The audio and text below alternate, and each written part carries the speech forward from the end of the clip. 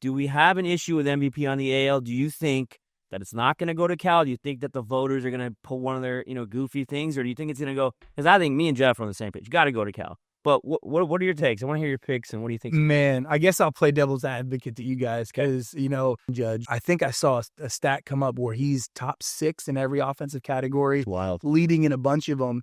But I think people aren't looking at either. I mean, he missed a couple weeks. So when you look at overall stats, our RBIs, hits, all that stuff, but I think he still may be leading in hits. That stuff goes into play to me. It's like, when a guy his caliber loses, 2 weeks, that's a lot of numbers off the table. Jameel Muhammad and Jeff Cardozo dive into the hobby, which is sports cards, trading cards, as well as all other collectibles, right now on the Meelypod Hobby Podcast, live from the Coaches Podcast Room at Spurrier's Gridiron Grill. Hey everybody, welcome. Another episode of the Meelypod Hobby Podcast. He is the one and only Jameel Muhammad. I am Jeff Cardozo. We are at Spurrier's Gridiron Grill here at Celebration Point. It is our Meldon Law Studios, and tons of great sponsors help us bring you this whenever we can. And this should be another fun one, although maybe a random one. Episode number 49, and we struggled to find a good 49. It's just one of those numbers that not a lot of significant people have sported over the years. Kids, if you're listening and you want hype and NIL and exclusivity, put 49 on the back. Yeah. Put it between the shoulder blades. The one that popped up right away, Charlie Huff, the old knuckleballer.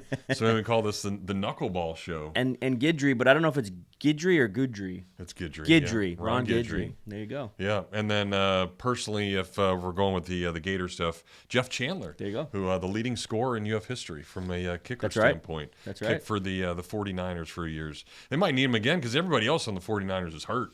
Pearsall's going down, and Purdy, the whole league, and everybody. Everybody in the league is going down, man. For you fantasy people, just start getting backups. Just start putting them on your bench. I mean, obviously, Tyreek again goes down this week, and you have Malik Neighbors go down this week. CD's already out. I mean, it's almost like Jamar Chase should be out because he doesn't have Burrow throwing to him, and he's not getting any.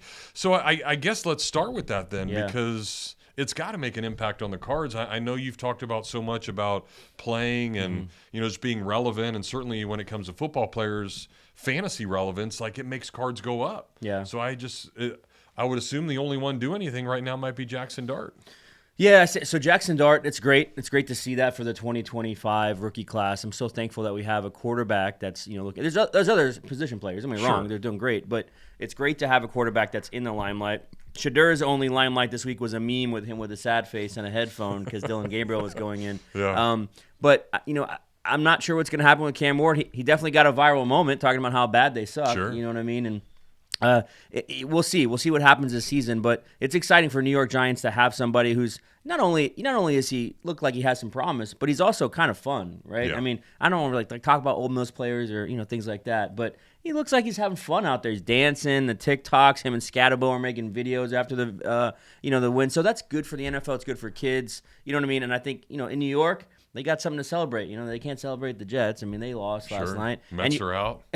Mets. Let's not even bring them up. So many Mets friends that are just like losing it. But thinking about what you said with the receivers, when you have someone like Malik Neighbors who tears an ACL, or you have someone like Tyreek Hill who has this catastrophic knee injury last night. Sorry, I know you're a Dolphins guy, but that was really rough to watch. I think people realize like those guys are probably not going to be. Now maybe Neighbors comes back and he can really do the rehab, but I think when you see someone like Tyreek and how shifty he is, you know what I mean? And think about that team with injuries, with Tua now and him, like what's the future for the Dolphins? Where do they go? So their cards are definitely going to take a huge hit. Neighbors is the one that I think a lot of people were really high on this year because receivers, you started to see Jamar Chase values, Justin Jefferson values starting to creep up into areas we hadn't seen before, and Neighbors was on that path, right? So now he's got a torn ACL and didn't look good, but prayers for those guys. Hopefully they can get back quickly and next season. I think with Tyreek, it could be one of those things. The way it's done, it may be longer than next season. You know what I mean? And I mean maybe he's not happy to get hurt, but he obviously wasn't happy there in Miami anyway. And I was like, hey, I'm going to get paid. I don't have to play, and just sit out and do something. But it certainly affects. And then I guess even from a social media standpoint, you mentioned Jackson Dart, and obviously we know Shador and all those things. But, I think about even like Lane Kiffin and the stuff that went on last week, and he gets a big win over LSU, and then his daughter's posting, dating the LSU linebacker. And then he in his post-game interview says, hey, go ask Meeks about getting the over. And so they're playing off of it. Obviously, it makes them relevant, and it makes like that fun for coaches. I mean, even Jackson Dart, when he was asked, I saw a little interview that he was doing, and somebody asked him, hey, who's your celebrity crush? And I don't know if it's true or not, but he picks Justin Herbert's girlfriend, the quarterback Madison that he's Beer, playing there. And, so it's just it's a great dynamic that I think these players staying relevant should certainly add to now what we see in the card world. Yeah, I mean, social media in 2025, if you don't use it and you don't know what it is, I don't know where you're not living under a rock. You're living in the center of the earth or something. You know what I mean? So it brings a viability and a visibility to things that you normally wouldn't see. I think with Jackson Dart, and what's going on there, he's going to be the story as a rookie quarterback moving forward. No one cares. It seems like no one cares about the Titans. I kind of pushed Shador to Cleveland. So now he's got the limelight, and of course the Big Apple, right? So we'll see what happens with his cards. He's starting to see a trend already. I was looking at it just yesterday. Had a lot of demand for his stuff, and he doesn't have a lot of stuff out, right? So his autographs are not in Panini, and we could talk about Panini next too with the NBA, but he only has autographs from Bowman Chrome Ole Miss jerseys, right? So, like, these things are getting very tricky to how do you obtain an autograph of a rookie guy. We're not seeing any 2025 Topps football products coming out. The rumor is that they're going to hold off until next season and then just have a double rookie class. Wow. And so then, that will be a power-packed punch, when you have all of these names. All these names coming out next year. Although next year's quarterbacks, I'm not too sold on Nussmeier and Sellers right now, so they're the top two recruits coming out. But so you think about these things as you move into what's going on with Panini. They lose a licensing this week for NBA. It's a sad goodbye for a lot of people because for the last 13 years, 14 years, even longer than that, 15 years, you have Panini, who's been really right in the center of the NFL and the NBA, soccer, UFC, WWE, so many different franchises, so many different IPs, and now it goes away, and now Topps takes over. So what does that mean? I think as a collector, people are going to have to really make a decision. Am I excited about that, or am I going to boycott Topps? Because the truth is, we're not going to see the Panini prices that we used to see, where it was pretty fair to get a box. I mean, we've seen it with Topps right now. The prices on wax are very expensive, you know, and so what is NBA going to look like? I know NBA starts very soon. A lot of excitement about it. You're going to see Topps, Curry, and LeBron and their jerseys and autographs. It's going to be cool looking, but is the price going to be worth it for people? So lot to figure out, Jeff. Yeah, no, it's interesting. And is it equivalent to, say like Walmart coming in and taking over the town and, all the little mom and pop stores kind of losing it? Or is, I'm sure Panini didn't want to lose the license, but is it because Topps has gotten so big and just so good at what they do that that's why the NBA would want to jump ship? I think I think it's a little different. I think I saw recently on Wall Street. I do pay attention to a little thing here and there, maybe that Saudi Arabian trust fund bought EA Sports recently for $400 and something billion. I think it was, or some crazy number. Maybe I'm wrong. 400 billion. I thought it was. So I think about that with the licensing and like Madden. Right? Sure. Madden's a video game franchise forever. Now, because it's privately owned, that's kind of up in the air a little bit. What happens to video games for football anymore? We're licensing, franchising, all that stuff going on moving forward. So I think it's kind of a change of the guard switch, but it leaves a big uncertainty moving forward. I think with this, Panini was a big brand. They're a huge brand. And does Prism go away? National Treasures? Does Flawless? Eminence, they go away? No, but they become unlicensed. Yeah. So now moving forward, all those downtowns that you chase and the kabooms that you chase and the autograph cards that you chase, they're just not going to be in their license. They're not going to have their jerseys on. So what's it going to look like? It's going to look like what Topps has had for the past couple of years and what Leaf has done for the last 50 years. So as I think about that, it's going to change. There's going to be kind of some losses and gains. There's going to be a lot of education that's going to happen too, because I know there's going to be tons of people who buy Prism every year and they're going to be looking for Prism next year, and then they're not going to be in their jerseys, but they're going to be buying it still the same way. So pay attention out there. If you're new to the hobby, make sure you're understanding what's going on. There's a lot of shifts and changes. A lot of shifts and changes are going to be in value as well, and then how you obtain this wax. Be interesting for sure. Something else interesting, we sit here now and we talk about so much football, but the baseball playoffs are here. And today's guest, Mike Zunino, former Major League Baseball player. He played for Seattle, played for Tampa Bay, Cleveland. And, the interesting thing about Mike, he was the only guy in all of Major Leagues to hold the home run record at his position for two different teams. Wow. He was the most homers in franchise history as a catcher for Seattle and for Tampa Bay. But of course, now we see the big dumper this year doing his thing. He passed Mike, and thought it'd be fun to bring Mike in and talk about that. But if he now becomes the most valuable player, over Judge, Shohei's continue to do. I don't see how Shohei doesn't win this thing. Yeah. And you told me last year, this might be the time to probably get him, and of course they didn't. And now he goes and he's going to win another MVP. But fun fact, listen, I don't even know if you know this. So Shohei finished with 55 homers this year. Yep. Nobody else in the history of Major League Baseball has finished with an even 55. Wow. So it's just one of those weird numbers there you go. now you see. So you can 49 and 55. You can trump your your friends, your buddies at the bar or something. There you go. Who's the only guy in Major League history to hit exactly 55 homers? Bet a burger and a it's beer. Shohei. You'll be set. So I'm an idiot, right? Because I didn't get Shohei. Is he going? I don't know. Again? We kind of talked about this last episode. There are certain people with high ceilings still, I believe. And people, you might say, Ohtani doesn't have a ceiling. He's too expensive. Well, I said that about Caitlin Clark, 2 years ago. And again, she's somebody who may actually be a great investment right now because her stuff has come down so much because of the injury. Although the Fever have stayed relevant somehow. I know we weren't planning on talking about WNBA, but that's very interesting. I brought up fringe sports. Someone like Carlos Alcaraz, who's dynamic and he keeps winning these Grand Slam in tennis. You look at other sports. Do you invest in F1 or? Is there a WWE, character or person that you think is just going to be around a long time? UFC fighters, they're going to have a fight at the White House next year. You know what I mean? So all these other things, there's definitely room for it in the short term. Long term, though, I think Ohtani's somebody that his rookie stuff is just going to get harder and harder to get. Especially the numbered stuff, the short printed stuff. So thinking through that as you invest in baseball, I'd love to hear your thoughts, Jeff, on who you got in the World Series.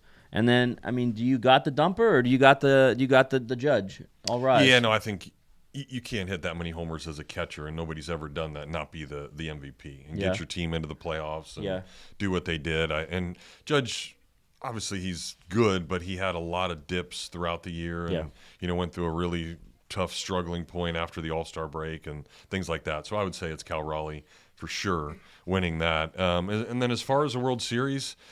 I'd like to see San Diego in it. Just, kind of random. That means they have to beat the Cubs first round, which I'm all for. I'm all for it. So I think this might be their year.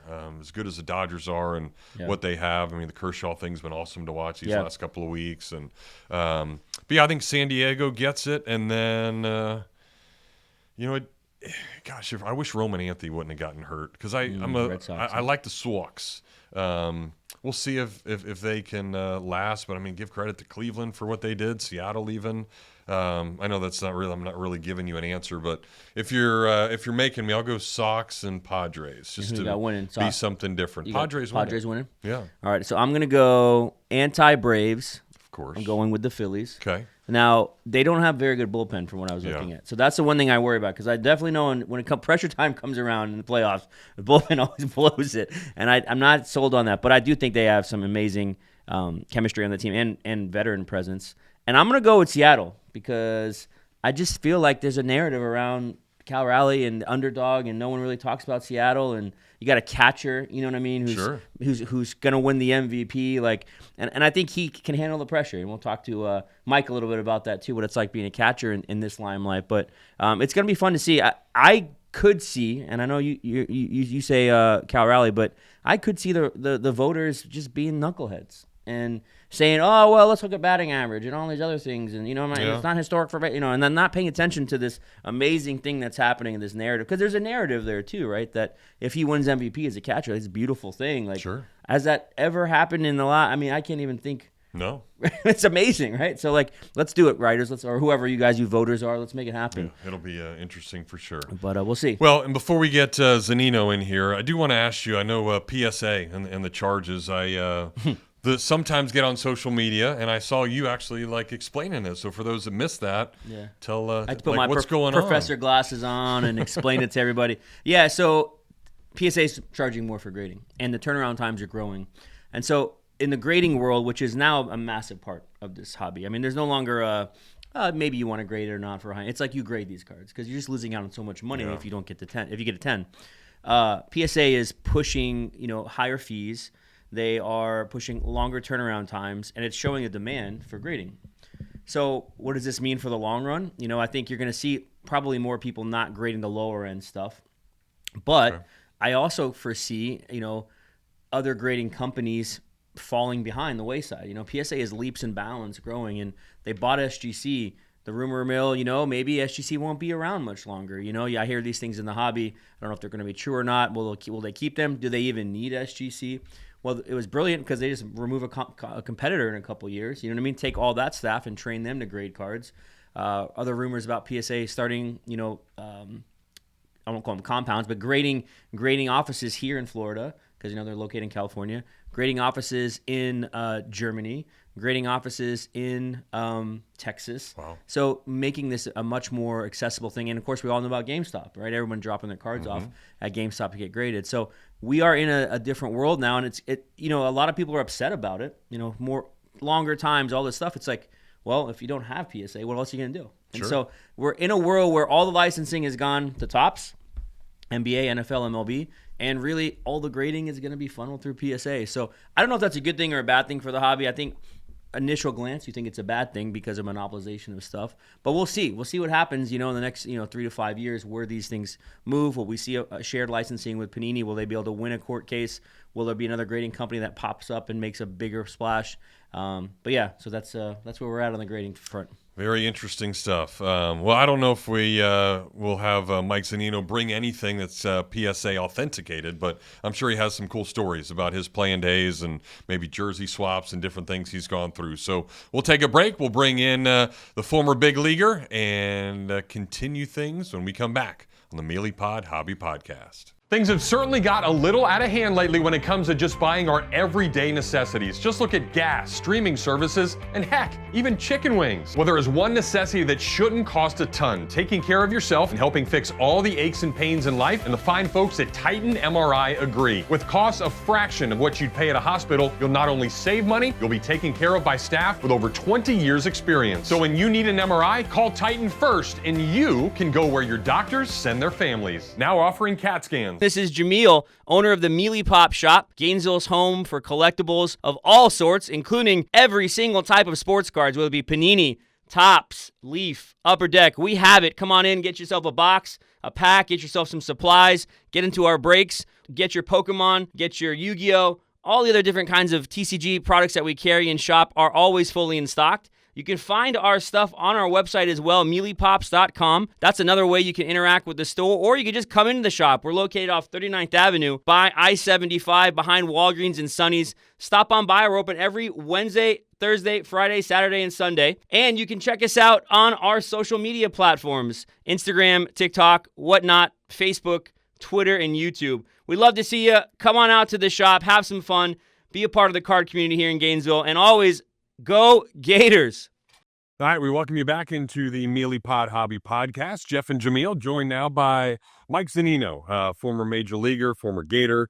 I guess you're never a former Gator, you're always in those for good. But thanks for stopping by. I know, this area is now home for you. The wife grew up around here, so I guess you got stuck moving back this way, right? Yeah, we were up here and we loved it. It's one of those things, like you said, once a Gator, always a Gator. So it's been great being up here, just entrenching ourselves in Gainesville and an area that we really love.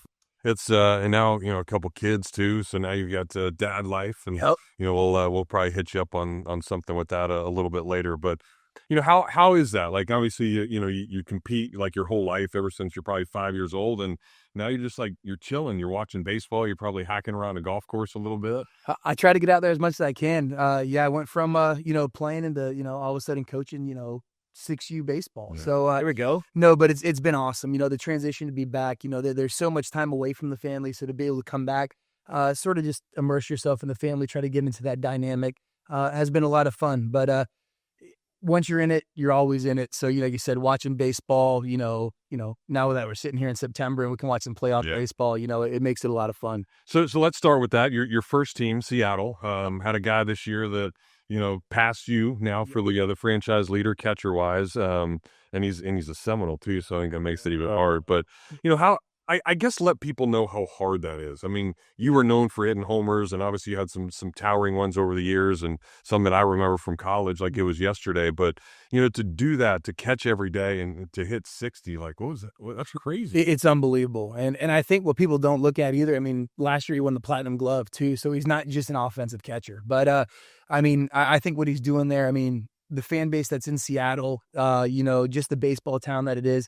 So to see what he's doing, having better seasons than some of the greats that have ever put on a Mariners uniform, it's incredible to watch. And, when any catcher's doing something great, you're pulling for him. So Cal signed something this year that might be the greatest piece of memorabilia ever signed. And this gentleman had a toilet seat, and he actually signed, it went viral, big dumper, of course. Yeah. So it makes me think a little bit about, you and your history. You had a couple different teams you played with, as well as also in Florida.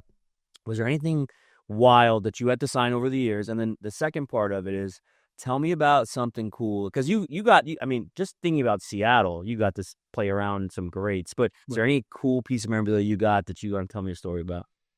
Man, there's always some. Some of the craziest ones were, we would sign after Sunday games after Florida, and you'd have kids come up and it would be, cell phone cases. you have to make sure you check with the parents and make sure everything's okay. Nothing as good as a toilet seat though. But for me, memorabilia wise, I've collected some, like I said, against guys that I've either played against or with, but I have one of Ichiro's custom bats that he has sent over from Japan. So I was able to play with him in 2018 in Seattle. And we knew he sort of had the early part of 2019 as his farewell tour when we went to Japan there. But no, custom bat that, he has sent over, and he kept them locked up in a hard case all the time. So it was sort of things of legends, but he was signing and giving those out at the end of the year. So it's something I keep locked up pretty safe. So custom Ichiro bat from his last season. That sounds pretty. And there's something about the wood with the trees or something, right? Yeah, I guess the rumor is Mizuno Japan owns a mountain where they get all their lumber from, and Ichiro has his own side or section of the mountain where they pull it from. Whether it's the best wood, whether it's sunlight or growing season or whatever it is. So over there he owns whatever part of that, and so his bats are the only ones that come from there. Hopefully he deemed it over and gave some to Otani. Wow, the way he's swinging, it's pretty impressive. It's amazing. Yeah, 55 again this year. Just by saying that Ichiro, we grew up, we're baseball guys forever. So you look up to so many different dudes, and then obviously you get good enough, you get that opportunity to play with them or be in a locker room with them. I had that experience a little bit in college, but when you get and you play with Ichiro, how do you handle that as this young guy? Are you like, oh my God, it's Ichiro? Or are you just trying to be cool and hey, I'm here in the clubhouse with you? Yeah, so I had played against him a little bit because he had just gotten traded away, and I was like, man, I just missed him. So I was bummed about that. But then he came back in 2018, and the first thing you do is you're starstruck. But then the second part is you realize that he was, 47 years old, and he's just a workaholic. He, eats, sleeps, and breathes baseball. Always in there he's got these special machines that he keeps in the batting cages. He's in his jersey once he gets in, and he's straight to business until game time. So you learn, what makes these guys great. And, there was a lot to learn from Ichiro, and as the season went on, he was really open about sharing whatever he knew, awesome. Seeing what it was. So I think that's the cool part. You see these guys that, obviously play at a completely different level than even major leaguers. So for them to be able to sit there, share their knowledge and what they look for, what they look to do, you just try to hang on to whatever you can. Yeah. Just thinking about the passing of the torch, you know what I mean? It's a cool thing in baseball, the camaraderie. And I know before, we came in, we were talking a little bit about just how guys wanted to help each other out with memorabilia and in cards and autographs and stuff like that, which I love. Love hearing that, So before this, I was on Google. I was looking at some of your old rookie cards, and I was looking at some of your just kind of early stuff. And it's a thing with catchers. So back in, last year, we had an opportunity to do a signing with Javi Lopez. And I got to look at all his cards. And of course, you got the 90s, and they're all trying to pose, showing off their guns and stuff. But your card's a little different. And I could not find a fielding pose of one of your rookie cards. I just see all these batting or these like silhouette things where they got you like the wind blowing and all that. So I wonder, as a catcher, like, does it bug you that you don't have more fielding? Because, you give a lot up in fielding. You got to squat, all the stuff you got to put on, in and out, all the stuff you got to do. Do you prefer that pose like on a card, or would you like the more candid where you can see your face? What do you like? It's sort of weird because when you go through spring training and you do, unless they have a live picture of you during the season prior, you sit there and they're like, oh, bring your mask and your glove. And it's like, well, there's a lot more that goes into it than that. But no, it's one of those things that, for that, as catchers, we take a lot of pride in it. And it's one of those things where, it's so easy to say, hey, grab a bat, come take your poses and do everything there. So, it would be cool to see some more of it. I mean, especially with what some guys are doing now. Like we mentioned Cal Raleigh, Platinum Glove winner, the year before this year. And, it's one of those things where, give some credit wanted to do. I mean, that's the best defender in the AL. So, it'd be cool to see a little bit more of that. But, obviously, the offensive stats are what's on the back side of the card. You got these pitchers with they're all flying out, this action pose. You got the shortstop. No love for the catcher stops and Juanini. Come on now. But I think also maybe because of that, though, it's hard to get that angle straight ahead because they're the only ones facing the other way. So if you're like by the dugout, you can take pictures of all the players, but it's hard to maybe they let you stand right behind the pitcher's mound. You can do cool shots. But hey, swing away smile. I could see a guy on the side, like a little kid with a drone, just flyer. I'm ready. It was a little pitcher. It's out. We could do it. Come on, for the catchers. Yeah, it'd be cool. But speaking of catchers, I think we see so many times where you guys are hitting and getting hit in the bad spots or the hands or like, what's a normal game like? Obviously these pitches are coming in 95 to 100 miles an hour and you're getting foul balls left and right. Like, how beat up do you get throughout a season? Pretty beat up. Yeah. So, to see what some of these guys are doing now is incredible. But, the biggest thing is it's just like with every other sport, right? Stuff seems to come in bunches. So, you take a foul ball off the mask or something, you can almost guarantee, especially early in the game, you can guarantee there's one or two more coming. But then you got to know who's got the long swings. You got to know who's on the mound. You got guys like when I was in Tampa, and you got guys like Tyler Glass now, and it's like you're going to be blocking some 85 mile an hour curveballs in the dirt. So you prepare yourself a little bit for those days, but. Like I said, the best day you feel is the first day of spring training, and you got about 2 weeks where your adrenaline starts in the beginning of the year where you're good. And other than that, it's just hanging on and trying to be, the best version of yourself that day. Yeah. So speaking of best version, got the playoffs around the corner. Yeah.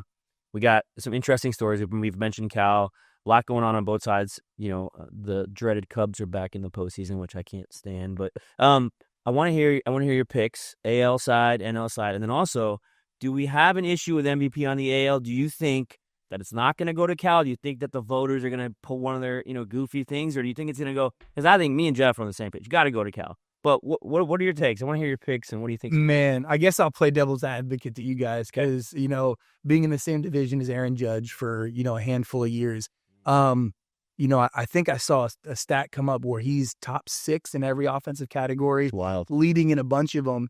But I think people aren't looking at either. He missed a couple weeks. So when you look at overall stats, our RBIs, hits, all that stuff, which I think he still may be leading in hits, that stuff goes into play to me. It's like, when a guy his caliber loses, 2 weeks, that's a lot of numbers off the table. Yeah. Personally, if Cal wins it, I'd be ecstatic. For a catcher to come and win MVP would be amazing. It's nothing short of that. It just comes down to the precedent. It comes down to, is it mostly just power, home runs? Is it average run score, RBIs? There's a lot that goes into it. I think it's a coin flip. I don't know how much, they're going to want to have a variance and, just handing over the same MVP odds to, same 2 or 3 guys all the time. So it's a really cool window to have somebody that came in as an outlier and is really killing it. Yeah. To make it an interesting, debate between the two. But when it comes to like playoff time, I think you can't go off, some of the heavy favorites. I know the Dodgers have, come and gone a little bit, with some injuries and stuff. But when you start looking at pitching staffs, that's what it's all about. And I think that's what you saw, like even with teams like Detroit, when Detroit was going really good, and I know they really struggled as of late, but I mean, when you can, start marching a guy off Scuba 1, maybe 2 times a series, I mean, it's a different game changer. Yeah. But there's some teams that snuck in and they're riding hot. The Guardians are playing extremely well. Yeah. So I mean, it's all about catching fire at the right time. So it makes it fun. The new wild card dynamic makes it interesting with the 3-game series. So there's going to be a lot of fun baseball to watch this week. When you got Mariners and Guardians, and it's both teams you played for. Yeah, you got both of them in, so fun to watch. Yep. And speaking of the playoffs, obviously you get to a World Series if you get there, and you got to go to one. Had to be just such a amazing experience to be able to say, hey, I get to play for this final trophy. And that one was wild. I mean, that was 2020 with the COVID year. I mean, when you're playing, we got to play the wild card at the Trop. We all had a quarantine and, a 3-game series against Toronto, but then we fly out to San Diego and then we play the Yankees and then we play Houston without the only fans there were our families that quarantined with us. But it was wild. And then it was crazy because then we had to travel into Houston where the Dodgers had been. So we were the only team that had to travel and play, and then going into that, doing all the things that they want to go on for the World Series, the commercials, the highlights, all that stuff. And let alone had a COVID test every day, had to do all these things. It was really interesting, but, made the Game 6, had some crazy games in that scenario. But to say we got there as the lowest budget team, play, one of the highest budget, if not the highest budget in the Dodgers that year was pretty incredible. And it wasn't just at the professional level. You were in college 3 years and you got to go to 3 college World Series. It's, it's kind of crazy to think about because, a lot of people, especially around here, they say, oh, Florida goes to the World Series all the time, but it's not the case. Like, it's really, really hard to get there. So to do that and, to come to college, be a part of that. I know you had some other guys from those teams, ended up making to the big leagues, but what was that like just to have that camaraderie, play with a bunch of guys and, be able to make that 3 straight years? I mean, it's a totally different, dynamic than in the major leagues. I mean, there's a lot of other factors. I mean, guys are, going to be free agents, guys are rookies, so you don't know who's going to be around the next year. When we came in, we sort of knew we had a good group of, core players that came in as freshmen. I think we started like 7 or 9 freshmen our first series. So to win that and then all of a sudden see the confidence grow in those guys was amazing. And then by our sophomore year, we really knew we could play and, made it to the finals that year. Took care of business against South Carolina in the regular season, did all that stuff there, and then just came up a little bit short. But no, it's just such a different dynamic. And I think what people don't realize is how good of a job, the NCAA does in doing the College World Series. I mean, it's such an event. It's so much fun to go to, so being a young player and seeing that really preps you for, going and playing in front of, tens of thousands of fans as you continue your career. And I think we saw that with you. You got up to the big leagues pretty quick, and that's becoming more and more of a thing now. But playing in the SEC, it's almost like equivalent of, hey, getting to that level. And I think even that run that you guys made, I mean, you guys beat Sonny Gray in the World Series that year. And then obviously you faced Michael Roth, who, had the great run. But do you feel that playing in big-time college baseball, I mean, even back when you were doing it, is pretty close to having this competition of preparing you for the big league? Yeah, especially the SEC when we were there. I mean, when you look at it, I mean, LSU at the time, Kevin Gosman was there, Aaron Nola was there. I mean, I don't know if it was our junior year or sophomore. It had to be our junior year, but I mean, we beat NC State to get there, and it was, it was Rodon, it was Trey Turner. Wow. So I mean, when you start looking at that, like you said, there was another first round pick, Youngman from Texas. He was a first round pick that we beat in that sophomore year stint. So when you start looking at that, I mean, you start going through the names that were on rosters when, like Drew Smiley, Keuchel, Nola, Sonny Gray. I mean, all these guys in the SEC pitching wise, it really prepped you for it. And then you get to the major leagues, you're facing these guys even more. So, but it's awesome. And I think when you look at that, that caliber of baseball, it preps you for it. And I think that's why you're able to get these guys that make that jump rather quickly, is because, they've shortened the draft, they've shrunken minor league organizations. So now these guys can, maybe make a little bit of money in college, play good competition. And that jump, is still significant, but not as significant as what it may have been. No, yeah. You think about SEC football and that transition. Everyone talks about the SEC, right, in football. I think you have to start having that conversation now with SEC baseball and even in some ways SEC basketball, Sure. right? Like the collegiate level, has just been so tough. Well, speaking of teams, I think it's in my notes here. I have Uncle Gary play for the Cardinals. Yep. That's true? Yep. Okay, Yep. so good guy right off the bat, Yeah. Uncle Gary. But I'm thinking about other teams for you, like whether it be college or whether it be MLB. Was there a team or a couple teams that you just had circled on your calendar? It could be good or bad reasons, or maybe it was a stadium or going against somebody or something like that. Or, was there ever like these specifics that you really look forward to? I think the first one, this goes back to my rookie year. The first time playing at Yankee Stadium, Okay. 22, 23-year-old kid going in there and, you go out there and you fly cross country. Obviously there's always travel issues. So we get in late, but you go in there and I get in, we go in, 1, 2, 3, we go in. So I get the gear on and go out there to catch, Brett Gardner leads off and all of a sudden, you hear the announcer come on, he announces Derek Jeter and you're just like, all right, we're facing CC Sabathia that day. Oh boy. It's just like, Mark Teixeira, Robinson Cano. All these guys are there. So that was my first Yankee Stadium. Yeah. Then you get to the other places. Fenway is unbelievable. Chicago's unbelievable. Sure. Yeah. Just those. As a kid and a baseball fan growing up, it's one of those things where you circle. And then when I spent my time in Tampa, there was some chippy matchups against the Yankees. So every time we did that, we were always the low budget, underdog facing those guys. So when you see it like that, and those guys are who they are for a reason. So, anytime you can compete against them and try to beat them, it's just a little extra fuel. Yeah. Yeah, no doubt. And you mentioned travel, and I think people maybe don't understand how hard that is. They see the amount of money you guys make and different things like that, but it's like they don't understand that, you finish up on a Sunday and then you're flying across country and doing all these other things and getting there at 2, 3 in the morning. Like, how hard is that, especially and then being away from families and everything else? Yeah, that people don't realize that, you could play a day game at home, you're saying bye to your family, all that, you're going on a 2-week road trip, and then, you fly out there and you get to whatever town you land at, on an average day, you're landing at 11 o'clock, midnight, you get to the hotel, try to get some sleep, and then that next day's early because you're going over all your reports, and a lot of times you either do that on the plane or you even start the night before, going over all your reports, hitters meetings, pitchers meetings. Then you get out there to the field that day. You're going over, okay, how's this backstop going to play? How's the wind going to play? So every series with 3-4 days, you're going to a new place.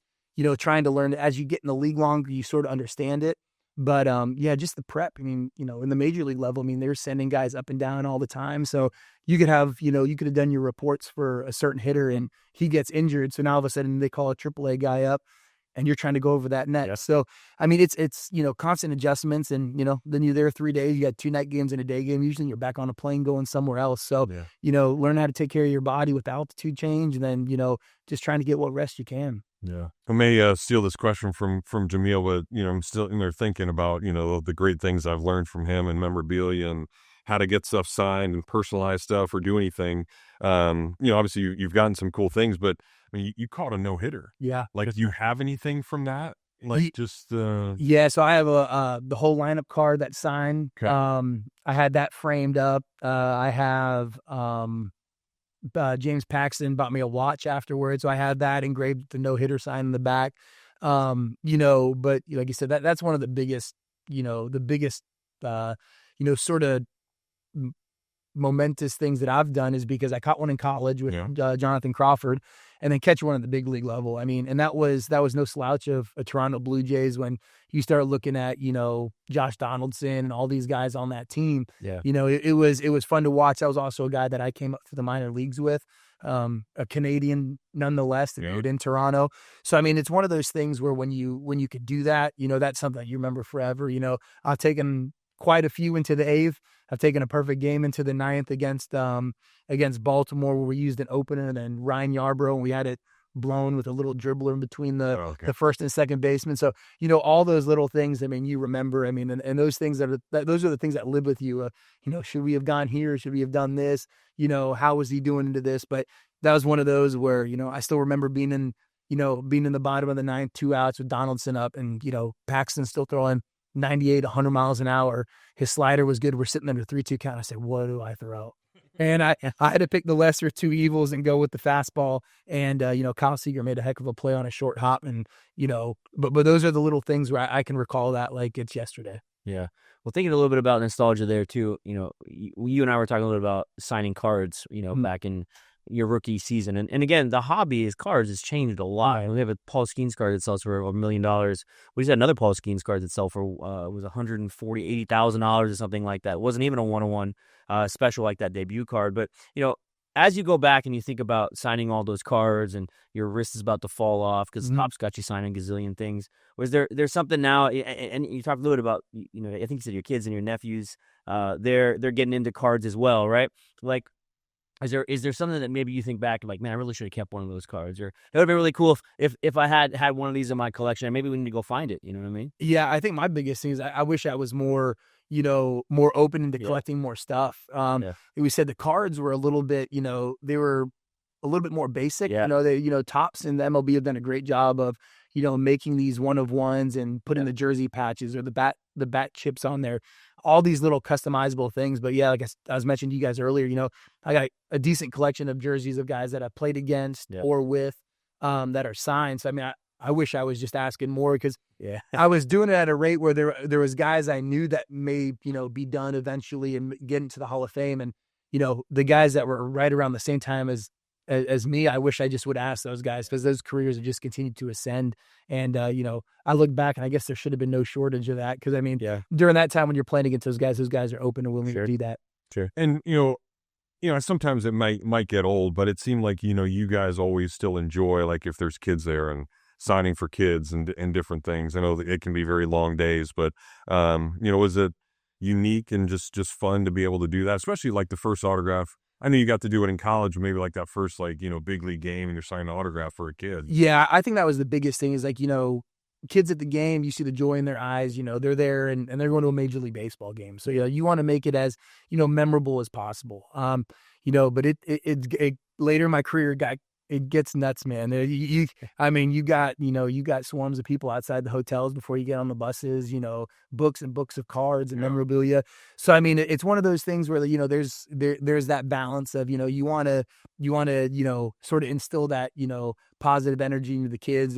But at the same time, there's a business side of it too, to get there and get ready to play, where there's a lot of guys too that I know are collectors and business guys where it's, it's not they're trying to get those autographs, which I respect. And, it's just finding that balance. But kids at the games, I think you see a lot of stuff now, players playing catch with kids in the stands, giving balls away, giving broken bats away. It's one of those things where it's like, those are going to make those kids' days or their lives knowing that they had that moment. Yeah. So we try to give those to them as much as possible. Yeah. Cool stuff. All right. So speaking of kids, it's time to jump into our Titan MRI rapid fire questions.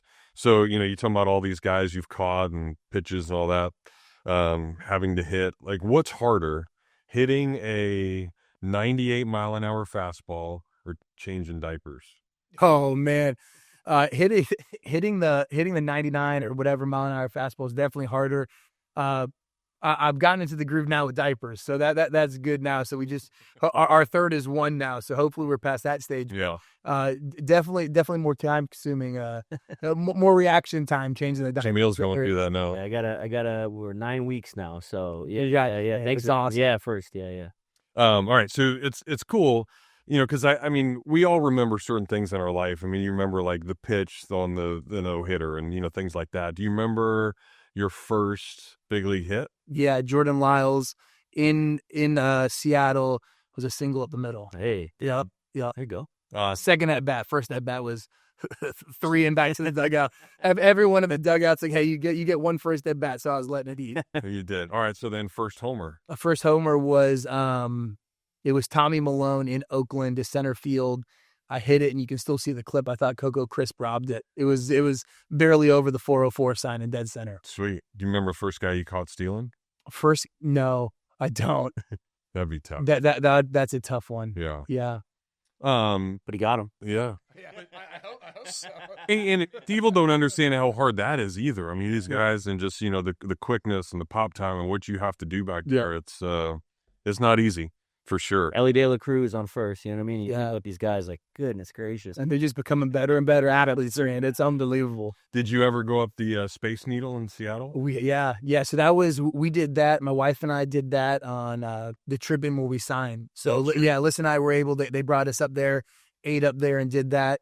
I think we went one other time, but it gets very touristy up there. So once we settled in and we're playing, downtown gets a little crazy. Do people like, because we have this perception of like Sleepless in Seattle and it's coffee and it's rain all the time. Is like that what Seattle is? Is it rain a lot? That was Seattle. I mean, you have 1 month. Once July, they always say it, once July 1st or the 4th of July hits, you have about 1 month of unbelievable weather. I mean, summer there is, in the 70s, sun shining. It's amazing. But for 90% of the baseball season, we're there. Once we get there, it's cold, rainy. And then once the playoffs in September hit, it's cold and rainy. So it's a very small window. So you got that in Seattle. Then you come to Tampa. Like, I don't know if there's any like huge, cool little spots to hit, but like Busch Gardens. You ever go to Busch Gardens as a team? We did it. No, we didn't then. That's when we first had our kids there, but we made it a point where we tried to rent a place. Our place that we said was always near the beach. So it was a really cool separation of personal life and business. And, it was very relaxing to be able to go over there, walk the strip over there on St. Pete Beach in the mornings, then get ready to go play.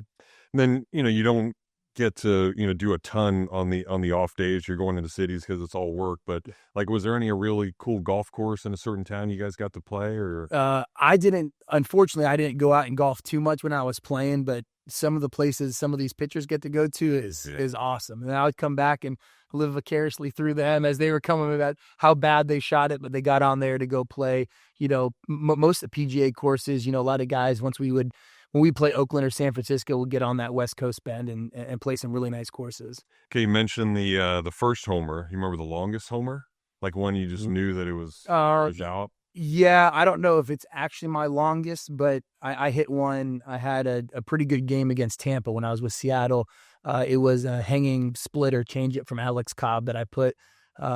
They say it was a couple rows from the top of leaving, but it was when I hit it, I was going through a pretty decent stretch. So when I hit it, I had a good feeling about it. Well, and Safeco too, you had that second deck. So I mean, when it got to that part, I was like, those are shots. Yeah, and that whole left field's open since it's a retractable, so it's hit or miss. You could have that wind blowing in through there. Some days when it was still, it could really travel. Alex Cobb and other SEC guys. Yeah. All those pitchers. The All-Star game. You get to be an All-Star too. I'm sure just a great honor. Like, what was the message? Like, how did you find out that you were going to be an All-Star? Man, we were playing that was 2021, and Toronto still couldn't play in Toronto yet, so we were in Buffalo. We were in Buffalo. They moved from Dunedin to Buffalo, and we were playing in there, and we were in the locker room, and Coach called the meeting, and Kevin Cash called the meeting. I had no idea what was going on, and he let me know then. And then it was pretty cool. Shortly after that, they announced that Joey Wendell, a second baseman utility guy that we had, made it. And then I think right before the All-Star game, Andrew Kittredge was able to make it. So it was cool. The cool story about that is the World Series. The teams that play in the World Series is those staffs managing it. So we were in the World Series in 2020. So we were able to travel with our whole staff over there. So it was a cool experience to, go over there with everybody, all the coaching staff, all the trainers, and just be able to experience with it. It was top of the line and, something that I'll never forget. And Cash was a catcher too, of course, and a Seminole, by the way. Like, how much of that goes on? Like, if, you're playing with, a teammate from, maybe another SEC school, like, are you guys like betting on stuff or doing stupid things, or like, is there like going back and forth? Yeah. When the end of August rolls around and football season starts, there's a lot of other merchandise purchased, and, just in case when those matchups happen, but it's really cool. And that's what you notice about the guys coming out of SEC or colleges is, that pride that those guys have leaving those programs. And, obviously you follow that football team with the university you go to. So once you go in there, you see the SEC guys as you go on, ran into a lot of guys from A&M and other schools. So, I mean, once football comes around, there's a lot of trash talk in it, and, a lot of checking the phones and stuff before games. I love it. I asked you about your call, getting to know you were an All-Star. Like, what was the call from you to the family, like when you knew you were going to be a big leaguer? That was surreal. like I said, we were in Buffalo. We had no inclination about anything, and some of the bigger names, guys get voted in and stuff like that. So, being able to call my wife and my family after that, and just let them know, because Alyssa was in it from day one. And, there's, my career, there's a lot of ebbs and flows to it. And, she was, my number one supporter through it all. So be able to do that, we had just had our daughter, she had just turned 1 right before then. So to be able to take them out there, travel as a family, do all that, it was sort of a cool experience for both of us. And we can, sort of just kick back, relax, and enjoy and sort of reflect on what had happened in our past and be able to enjoy, an accomplishment that, I'm extremely humbled still to say I was able to do. Who's the toughest pitcher you ever faced? That I ever faced? If you go statistically, or if you go... you look at that and you went in the box and I got no shot. Verlander owned me. He was so tough. Going back to the Detroit days where, you would sit there and as a young kid, you're like, man, he's only 93, 94 today. I got a chance. And you may barrel him up and do something. And by the 9th, he's sort of sitting there 98 and you're like, I overestimated this. Chris Sale, was another one. There's times I faced him and I thought I was all over him. I looked up after I lined out to second base and ended up being a changeup. I thought I was all over the heater. So, but yeah, when you look at those, those are guys where, their stuff is just unmatched. Garrett Cole, you start going into, Kershaw early on was, he wouldn't let you breathe. Everything was inside. Yeah. A couple tough games against Rick Porcello when he was really getting the sinker going in Detroit. Just guys that do different things and, guys that learned how to climb the ladder before it was really a thing. You look back and you're like, man, these are some pretty tough at bats. To then go the opposite though, is there one guy that you owned? There were some guys that had some really good stuff that I hit really good against. Garrett Richards was one of those guys that just had really good stuff. And the minute he sort of canned his 2-seam, my approach was easy against them, everything. He cut his fastball, his slider moved the same way. So it was an easy approach for me. Not off the top of my head, there's obviously the guys that you feel like are comfortable at bats and you always walk away 0 for 3 or 1 for 4. And you felt like you had about 6 pitches to hit and you missed them. But, there's a lot there that, it just depends to how you feel going into stuff. When you're in a hot streak, you could put all those guys up there and you're feeling confident. And then you're sitting there and you're facing a guy that they just called up and you're like, man, I can't see him worth anything. So that's what makes it such a fun game. Yeah. As we start to wind this thing down, just you think about all the stadiums you've gotten to play, and you mentioned Yankee Stadium in Boston, all that. But, even going back to the college days, you got to be unique because Florida was the last year of Rosenblatt, and the new year of TD Ameritrade, so you got to play in both of those. And then, all these different things. Is there a stadium that you just think, I guess it might be Yankee Stadium, but it's just one that was wow, that thing's really cool to be a part of. Yeah, I think Yankee Stadium's so different too because you can go in there and the game could start, and then by the second inning, everyone's come off the subway in right center, and it's packed. You're like, oh man, they're not drawing anybody today, and then you just got a bunch of people just breathing down your neck, yelling at you. The New Yorkers are ruthless. Guys in Boston are ruthless, but Boston's a little bit different because they're a little bit further away. The way the field's laid out. Wrigley's, just the everything at Wrigley with the heritage, how the fans are there. Dodger Stadium's awesome. I was able to experience them all besides, Milwaukee. So, ran into a couple injuries both times there. So I checked off most of them besides that. You got anything you want to add in there? There's just so many different things you think about, Was you ever get I was thinking about this too. Was there a pitcher that you're catching that you just were not, his ball would move so much that you just weren't ready. You might take one straight to the junk or it bounces up, you just never knew where it was going to be. Yeah.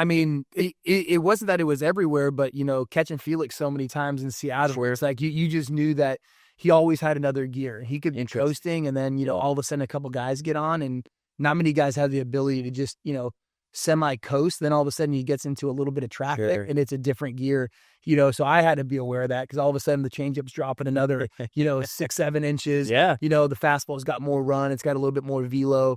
Tyler Glasnow was a guy like that, a lot of extension would cut his heater. Yeah.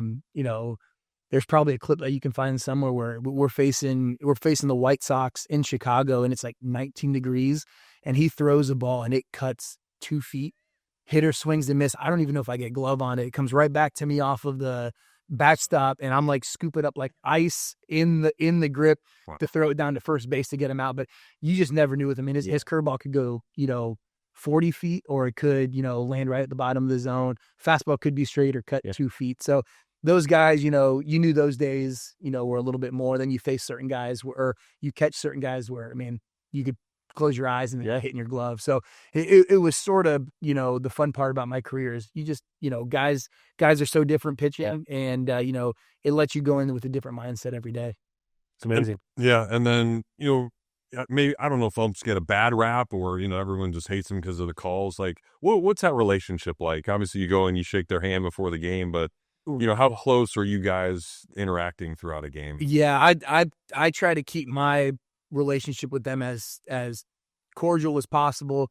I would like to say that I had a really good relationship with all the umpires, and I'd always be honest with them. You got some guy you could be hitting, and there's some guys back there that, you can tell they're totally blowing smoke and trying to, help their pitcher out and do that. And I want the opposite. I would be honest with them. They'd call a ball and they would ask me and say, no, it was there. Or they called it a strike, and then they would ask me, hey, did I give too much? And I'll tell them, yeah, I thought it was a little bit too much.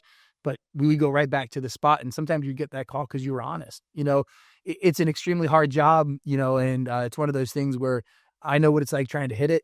These guys are doing it for both sides, trying to call balls and strikes. So I try to give them the benefit of the doubt as much as possible. And then maybe, the last thing for the kids and stuff listening, even, middle school, high school, as you start to get to that level, it's really, really hard to be a big leaguer. Yeah. Obviously, a pitcher and what you see. Like, just give somebody a perspective of, I don't know, if it was this piece of paper and you sat it right here at a certain, length, like how many times like a big league pitcher could hit that spot? I learned a lot going to Tampa. Those guys are very analytical. The average big league miss at that time when I was there was like 6 or 7 inches, so it's a lot, and obviously the game's changing a lot. Guys are throwing harder, balls are moving more, so it's one of those things where, I think guys are sort of throwing to more of a general vicinity, which, it's tougher to catch, it's tougher to hit, tougher to call balls and strikes. Yeah. But, you would have the guys, that would, I was able to catch like Corey Kluber in Tampa, and I remember facing him too many times.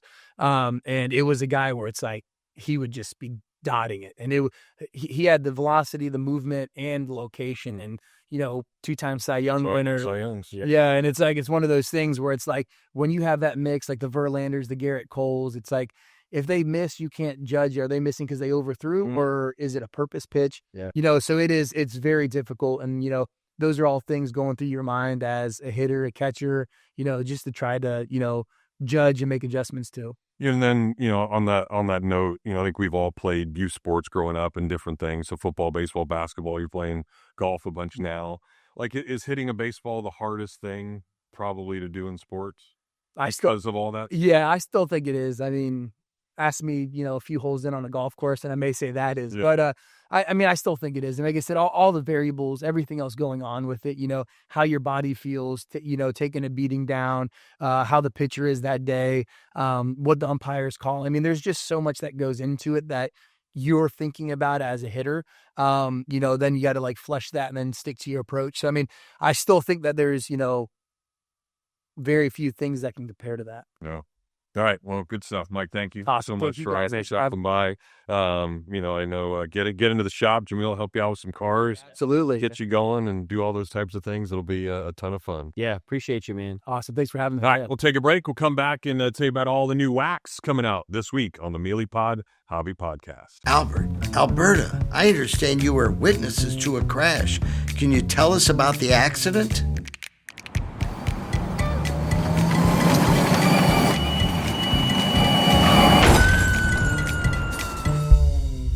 When you're in a crash, it's important to get witness statements immediately after the accident. Whether you're in a car, truck, motorcycle, scooter, or even a golf cart accident, at Meldon Law, we won't back down.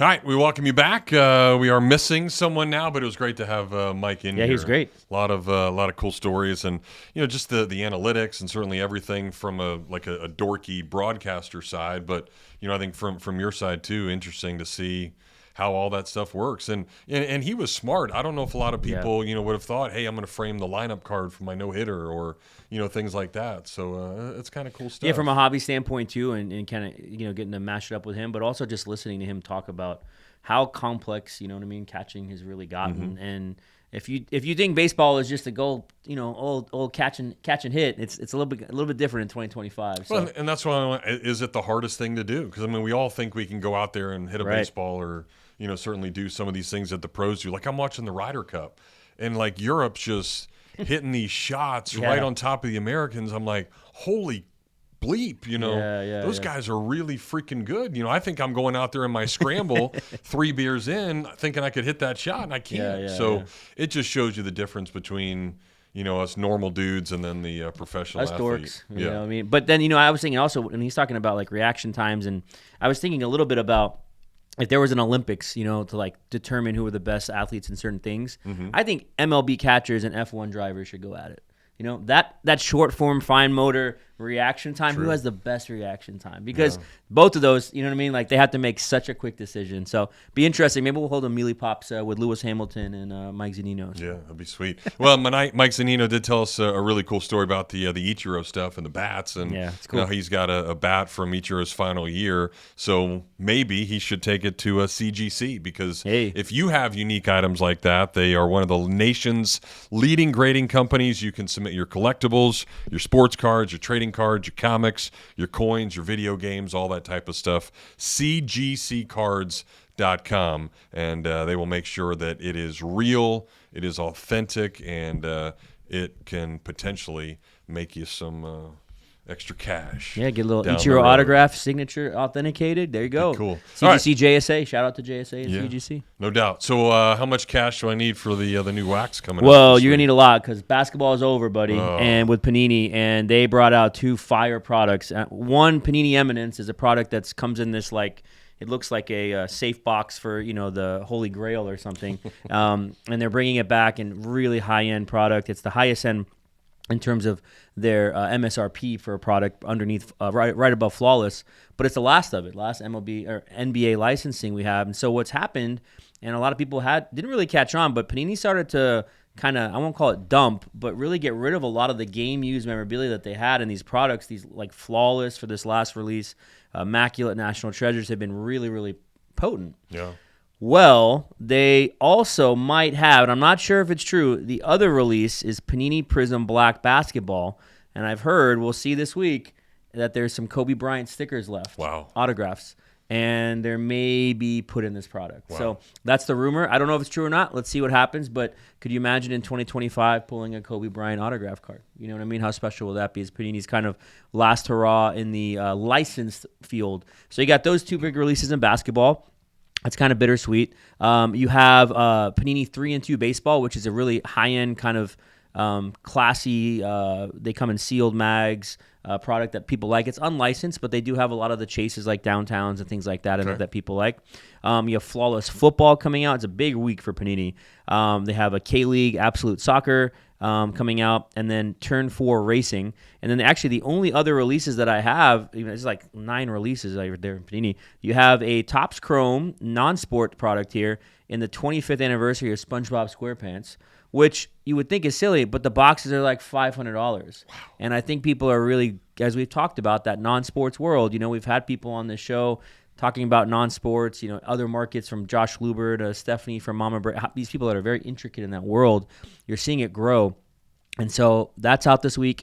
And then there is the new One Piece product that's coming out for TCG, which a lot of people, as you guys know, that's a big, big anime. And we do a lot of One Piece in our shop aside from Pokemon. So, yeah, big week of releases, kind of a sayonara to the NBA licensing for Panini. But, we don't know what that means. There's still a lot to be said. Could the court cases go a different way? Yeah. What a lot of hobbyists really want, and what I hear, talking to people, is they want to see both. They want to see a universal license. They want to see Panini and Topps with the NBA, NFL, and MLB. If that were to happen, I think we could return to a kind of golden era of cards where you got boxes for $200, $300, Right. and not $500, $800, $1,000 because you have competition. You have to make better cards. You have just a lot going on. The margins for those manufacturers are going to be smaller, and it's better for the hobbyists. So we'll see. But for the time being, Panini will no longer be making licensed NBA cards. That will be it. Long are the good old days. Gosh. It's then- going to be crazy. But you got Topps. Now you have Topps Chrome Basketball, Topps Basketball. You can have some unique brands in that. So it's kind of a coin flip. There's a lot of people, people don't think about this, but LeBron James, Kevin Durant, Steph Curry, a slew of people, their rookie cards are Topps cards because they came out, in the 2000s. And now we're getting a kind of a rehashing of those guys with autograph cards, which we have not seen LeBron James licensed autograph cards in a long time. And now we're getting Steph Curry and Topps, you know what I mean? So there's a world there where I think it could bring an extra bit of excitement, especially with the Chrome Superfractors again and all the fun designs with Chrome. So we'll see. We'll see what happens. Time will tell. All right. Well, we hope you enjoyed this episode, our knuckleball episode from the beginning. So join us for episode 50. Maybe we'll think of something good for that. We get 50 Cent on here. Yeah, it'd be cool. Make it happen. He could, because he's Jameel. I am Jeff, and we'll talk to you next time on the Meelypod Hobby Podcast. Thank you for joining us. We will see you next Thursday at noon.